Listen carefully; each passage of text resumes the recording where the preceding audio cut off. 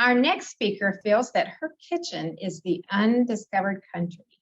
She's far more comfortable riding an airplane through a thunderstorm than stirring, simmering, and sautéing. Many culinary adventures and mishaps have trained her spouse. Commotion in the kitchen, be ready for chaos. Last week, the sight to behold in the kitchen was surreal. An amber glowing light, an unusual shine on the kitchen cabinets, and a yellowish slime hanging from the ceiling.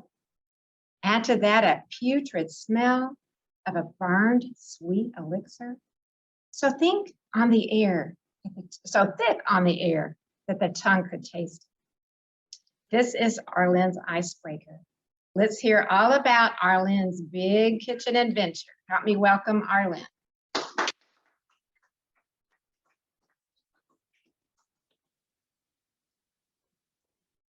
I know, obstacles make me stronger, but Lordy, this was a big one. If your pantry is anything like my kitchen pantry, anytime you try to clean and organizing it, it's going to be a misadventure. I was way back in the depths of the back of the closet, someplace I hadn't been to for years, and there I found a bottle of honey. This was an institutional, let me step back here. This was an institutional size bottle of honey, the kind that you get from Sam's Club. And around the bottle was a 1/2-inch ring of honey on the shelf. No more, there was no big mess. You see, the honey had glued the bottle to the shelf. No problem. I had to get a wide putty knife. I had to get in there and I had to chisel and I had to pry and get that great big bottle off of the shelf. Pretty quick, the mess was cleaned up. Sherry had told me, always be cleaning. Yeah. But then my attention turned to how to preserve the valuable contents. This was a humongous bottle of honey. $30, $40, $50, I don't know, that stuff's not cheap. I decided to put it in a water bath. That is to put water in a pot, set the pot on the stove, and put the bottle in the water to heat it up. Because you see, it had been sitting there for a while. It was crystallized. This bottle of honey was a solid rock of sweetness. And in order to preserve it, I was going to have to return it to its liquid form.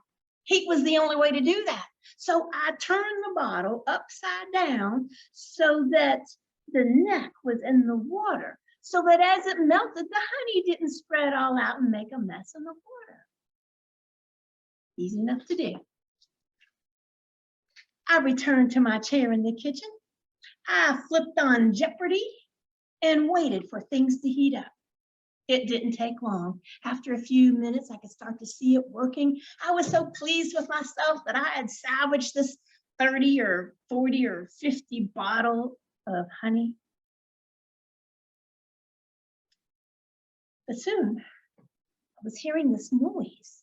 It was a hissing sound, the sound that you hear when there's a small puncture in a pipe.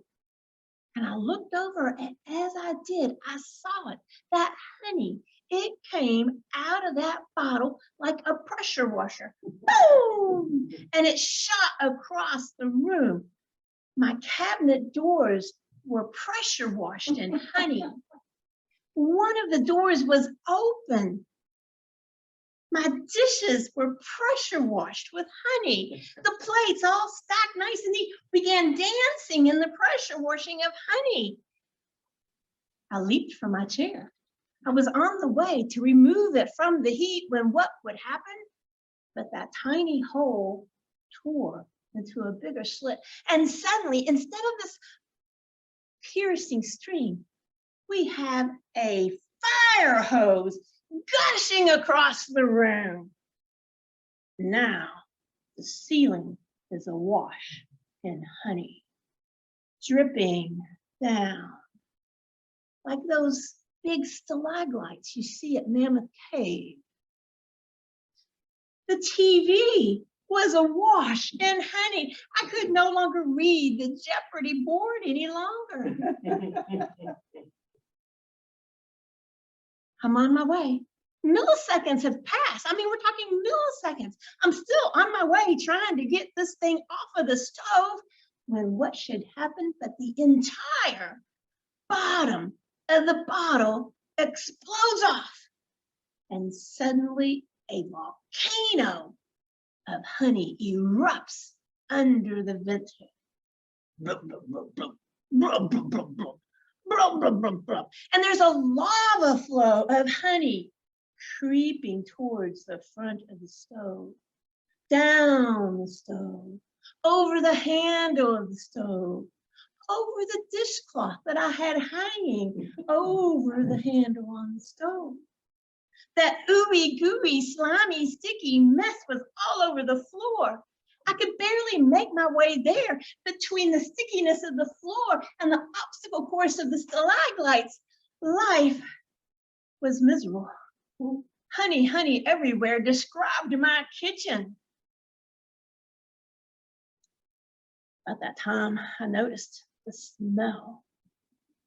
The stovetop began burning my honey. It was sweet. It was gross. It was, oh my God. Of course, about this time, I noticed Charlie. He walked in. I saw the words form on his lips. It's the way I felt. I just hadn't had time to say anything about it. 4 days of cleaning from ceiling to floor. 4 days of Charlie reminding me of what a silly girl I was.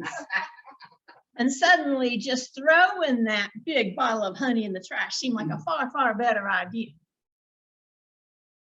Now, I know right about now, Helen is scribbling on her piece of paper. What is the purpose of this speech? Well, here's your takeaway. The best speeches are those things, those routine things, those normal things that happen in life.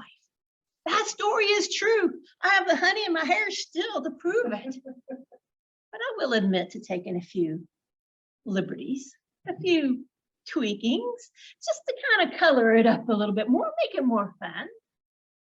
But I hope to inspire you, because lots of times I hear people say, I just don't have any good stories to tell. I don't know where you get your information. I'm just not funny. Yes, you are. You just don't recognize it yet. Take your routine stuff and add a little color to it. And I promise you, you will never fear for material again. And your next misadventure can be a terrific speech. Madam Toastmaster.